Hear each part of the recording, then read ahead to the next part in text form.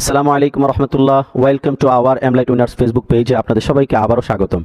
প্রিয় বন্ধুরা, রাসূল করিম সাল্লাল্লাহু আলাইহি ওয়াসাল্লাম ইরশাদ করেন, হাক্কুল মুসলিমু আলাল মুসলিমি খামসুন রাদ্দুস সালাম ওয়া ইয়াদাতুল মারিদ ওয়া ইত্তিবাউল জানাইজ ওয়া ইজাবাতুদ দাওয়াহ ওয়া তাশমিতুল আতিস।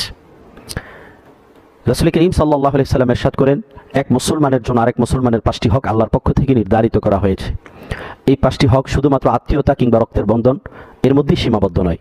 পৃথিবীর এক প্রান্তেও যদি কোনো মুমিন মুসলমান থাকে আর আমি যদি এক প্রান্তে থাকি, আমার আর ওই মুসলমান ব্যক্তির মধ্যে এই 5টি হক অটোমেটিক্যালি আল্লাহর পক্ষ থেকে জুড়ে যাবে।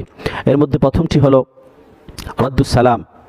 আমরা দেখা মাত্রই কোনো মানুষকে সালাম দিব, পরস্পর সালাম বিনিময় করব। 2 নম্বরে, আমরা কোনো অসুস্থ ব্যক্তি যদি আমাদের মধ্যে মুমূর্ষু অবস্থায় বিছানার মধ্যে পড়ে থাকে, আমরা তাকে দেখতে যাব। 3 নম্বরে, আমরা মুমিন মুসলমানদের জানাজার সঙ্গী হব, জানাজা আদায় করব। 4, আমরা কোনো ব্যক্তি যদি আমাদেরকে দাওয়াত করে তাহলে তার দাওয়াতে আমরা অংশগ্রহণ করব।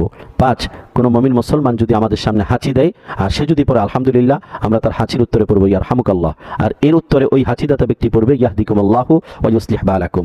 প্রত্যেকেই সুস্থ থাকুন, ভালো থাকুন, আমাদের সঙ্গে থাকুন, আমাদের ভিডিওতে বেশি বেশি লাইক, কমেন্ট, শেয়ার করুন। আসসালামু আলাইকুম ওয়া রাহমাতুল্লাহ।